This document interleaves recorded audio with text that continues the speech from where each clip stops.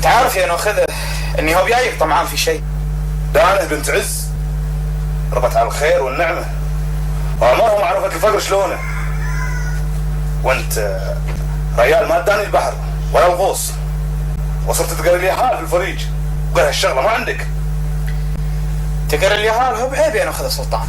ما قلنا شيء بس القعده في البر ويا اليهال وتقريتهم ما يفتحون لك بيت يا سعد. واللي اشتغلوا قبلي في هالشغله شلون افتحوا لهم بيوت؟ صدق فتحوا لهم بيوت بس ما فيها دانه. ابوها ناخذه وعمها ناخذه. والزبده يا ناخذه سلطان. المشكله مشكلتك وانا ما هو مقصر في اي شيء. يعني دشة الغوص هي اللي تقدر تفتح بيوت؟ يمكن يا سعد ومن يعلم بالارزاق. زين يا ناخذه عيل انا داش الغوص وياك هالمره.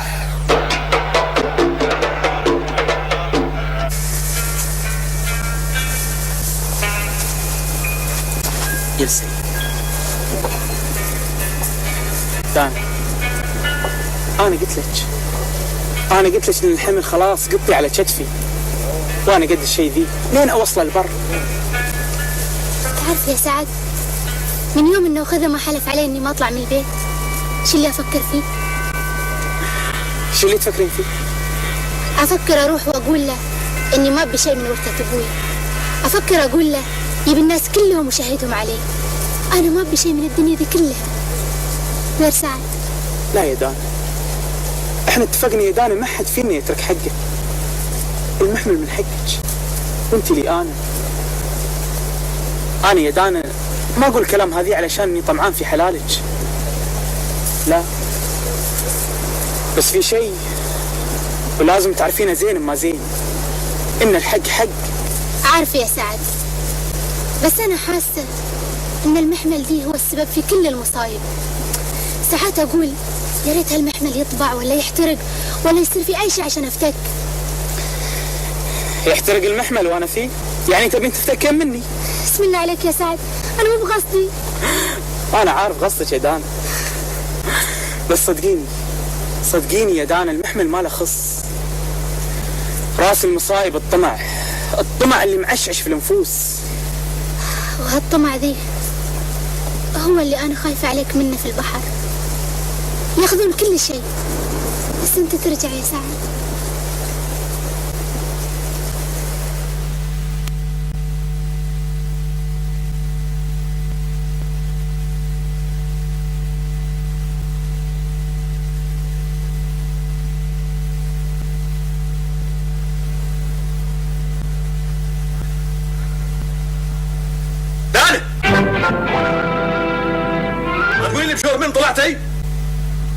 شورو انا طلعت هيبه.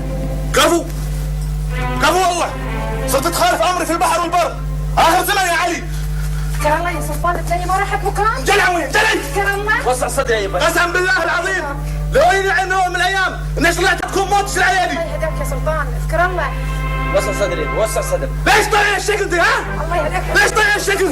يا حمار انجلع وين؟ وانت سالفتك شنو؟ ما تعلمني؟ مو ناوي تكبر وتعقل وتصير ريال ولا شلون؟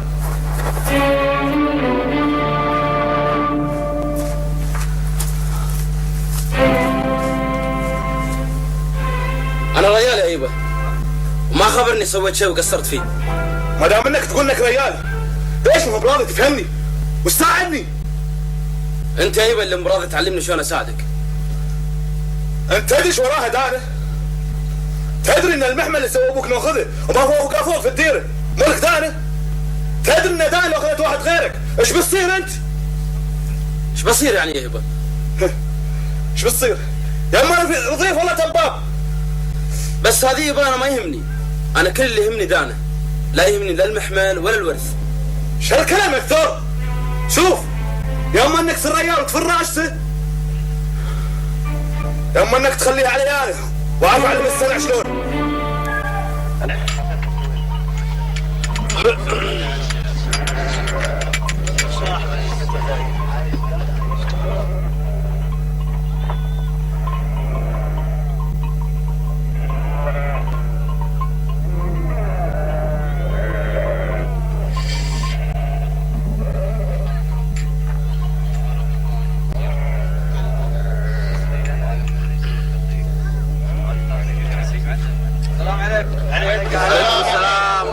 تعال فهد تعال حياك يا فهد.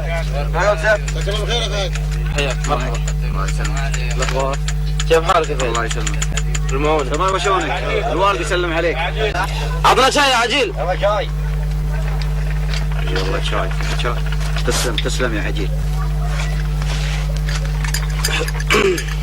شلونك يا فهد؟ الله يسلمك يا علي. اقول فهد سم. انا بنشدك بس ابيك يا فهد تقول لي الصدق. ولا يهمك يا علي، احسن ما شر. لا ما بشر ان شاء الله، بس سعد بدش معانا الغوص هالمرة ليش؟ الناس اللي تخش البحر ليش؟ علشان رزقها. فهد انا اللي انشدك مو بنت اللي تنشدني. الله يهداك يا علي. سعد داش البحر مثل غيره. علي اسمع يا فهد، قول حق سعد على لساني ان كان دشته هذه الغرض منها يبي يحصل شيء من اللي في باله ولا لا. اقعد في الفريج مع الحريم واللي هذا راح احسن لك. ايش تعني يا علي؟ اللي يعنيها انا يا فهد سعد يعرفه زين ما زين. ها؟ اي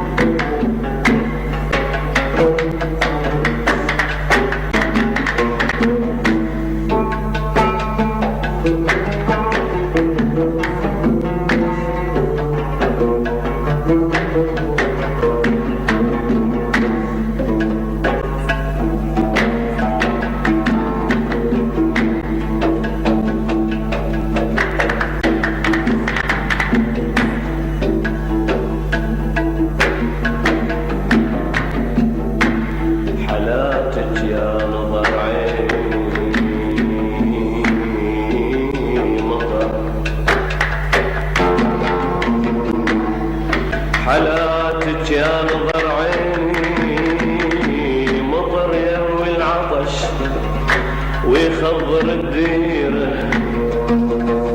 حالاتك شمعدان البيت اللي زيق علينا الليل تدبيره.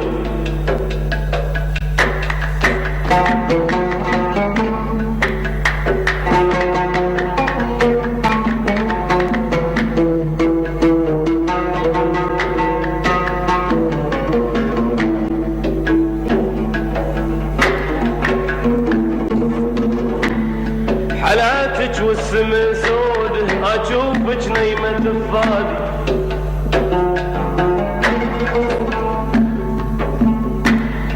حالاتك والسما سود اشوفك نايمة تفادي. ونخلة ضوقتها الارض الحنيني. ونخلة ضوقتها الارض الحنيني.